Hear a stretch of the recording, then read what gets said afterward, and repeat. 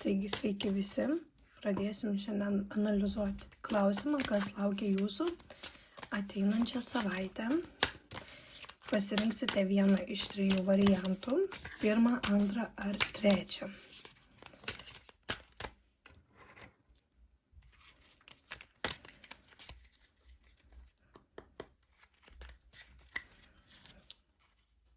Pirmas.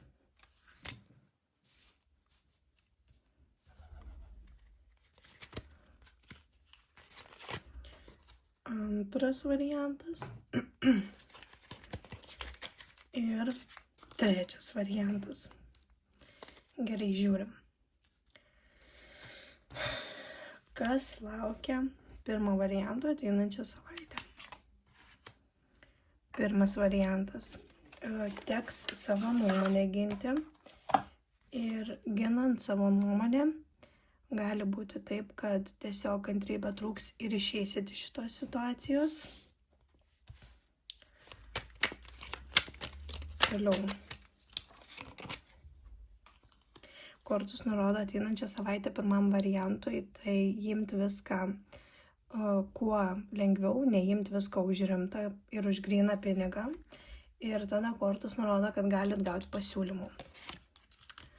Taip pat nurodo, gali būti, kad bus pažintis su miela moterim, tiek moterim su moterim, vyram su moterim. Bus susipažinimas su nauja moterim. Taip pat kortus nurodo, kad nesitikėkit romantikos, nes ta romantika toli nenuves. Kortus nurodo, kad tai bus žmogus draugas, su kuriuo teks praeiti labai daug įvykių. Ir taip pat kortus nurodo, kad gali būti, kad išplėš seną, kas buvo jūsų širdį, ir priimsit kažką naujo. Taip pat kortus nurodo dar, kad galit turėti kažkokius dokumentus pasirašyti ir bus pasirinkimas. Ir jeigu pasirašysit kortas, turėsit prisimti, ne kortas, jeigu pasirašysit dokumentus, tai ko gero bus taip, kad turėsit laikytis savo susitarimų. Tai gali būti kreditai, tai gali būti kažkokie dokumentai dėl darbo, tai gali būti pasiūlymas, tai gali būti parašai policijai, tarkim, ten dėl tam tikrų dalykų ir panašiai, ne?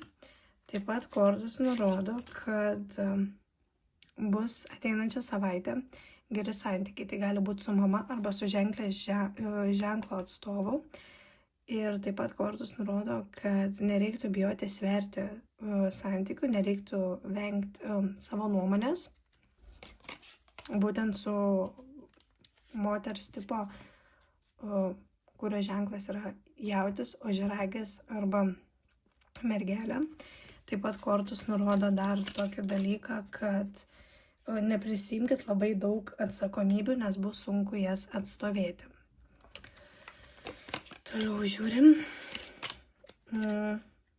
Galit jaustis kaltas arba kalta dėl priimtų sprendimų. Tai kortus nurodo vėlgi, jeigu imsit atsakomybę, tai imkit tvirtai, nes kitu atveju galit jaustis kaltas ar kalta, kad kažko nedadarėt ateinančią savaitę. Galit persiplėšti, bus labai daug veiklos, kurias reiks vykdyti, ne? Tai gali būti kažkokios išvykos, gali būti organizavimas kažkoks švenčių, gali būti lakstymas iš vienos vietos į kitą, gali būti objektų priėmimas nuo vienos vietos į kitą vietą, taip ir laksyti. Ir kortus nurodo, kad būsit persiplėšęs ir gali būti sunku. Ir kortus nurodo, kad galit susirasti sielos dvynį, tai yra žmogų, kuris panašiai gyvena taip kaip jūs. Arba susirasit, arba maždaug pradėsit analizuoti. Ir taip pat kortus nurodo, būtų gerai išeiti iš tikrųjų į mišką prie vandens, kur būtų miškas netoli ir vandens telkinys ir pabūti vienam. Šiaip kortus nurodo, kad galit gauti kažkokių pajamų, atlyginimą arba skolą gali grąžinti jum. Ir taip pat kortus nurodo, galit gauti netgi pasiūlymą, bet čia jau savaitės pabaigoje. Čia buvo 1 variantas. Dabar žiūrėsim 2 variantą. 2 variantas. kortos nurodo tokį dalyką, kad čia jau bus apsauga. Tai galimai gali būti kažkokia kelionė, kur bus apsauga. Taip pat kortos nurodo gali būti ir su finansais, kad juos esat apsaugoję ir apsaugosit arba pastovumas finansų. Toliau žiūrim, ką čia norit nurodyti. Aha, čia kortos nurodo dėl finansų, kad reiks sverti, kam skolinti, kam ne, kam duoti, kam ne. Taip pat kortos nurodo, kad gali būti antram variantui konfliktas su moterimi.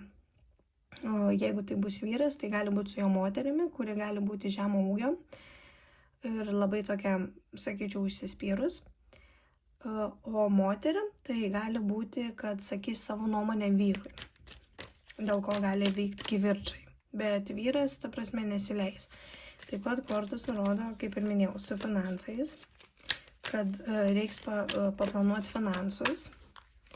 Toliau žiūrim. Aha, taip pat ateina meilė. Ateina meilė ir vėl nurodo taip, kad reiktų pasverti finansus ir meilę. Nes kortos nurodo gali būti, kad bus kažkokie tai pirkiniai ar kažkokios dovanos, kažkas kažkam norės kažką dovanoti. Arba gali būti, kad netgi norės kažkokį tai pirkinį, kaip ir minėjau, ne? Arba gali būti kažką romantišką padaryti. Kortos nurodo, pažiūrėkit, pasverkit už ir prieš. Nebūtinai kartais ir reikia brangių malonumų, kad žmogų nustebinti.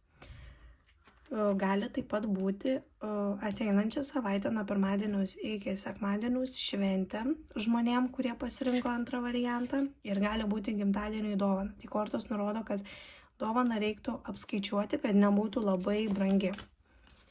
O, finansai. Žodžiu, kortos nurodo, kad ateis finansai, pildysi svajonės. Galit gauti taip pat, jeigu tai yra, tarkim, ne jūs važiuosite į gimtadienį, ne, arba į šventę kažkokią, tai gali būti, kad pas jumis bus šventė. Kortos nurodo, kad nereiktų viską priimti rimtai ir taip pat nurodo, kad reiktų kartais įjungti durniaus režimą. Tiesiog, kad man čia nelabai turi rūpėti ir panašiai, tarkim, ten ar konfliktai, ar nesutarimai. Kalbant apie tokius dalykus, ir dar nurodo svajonės išsipildymas. Kažkam gali būti vaiko svajonė, tai pastoti gali bandyti. Kažkieno svajonė gali būti mašiną nusipirkti, bet vėlgi nurodo kortos, sverkit, žiūrėkit, skaitykitės ir būkit, ir save informuokit, ir būkit informuoti, kad būtų teisinga informacija.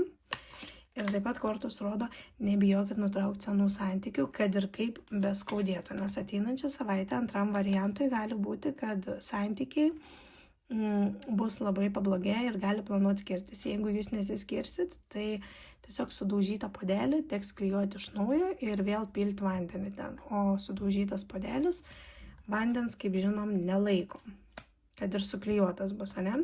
Nes rodo, turėsit save iš dalių surinkti. Tai vat, ir kortos taip pat nurodo, kad nereiktų bijoti, jeigu bus noras skirtis, nes ateina meilė, šventė, vestuvės.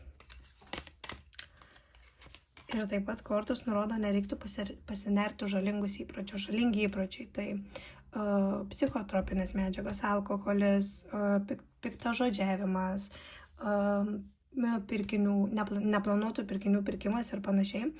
Ir taip pat nurodo, kad galit planuoti, važiuoti, vykti į užsienį, bet tik planuoti, ne? Tai kortos nurodo tinkamą keliauti ateinančią savaitę.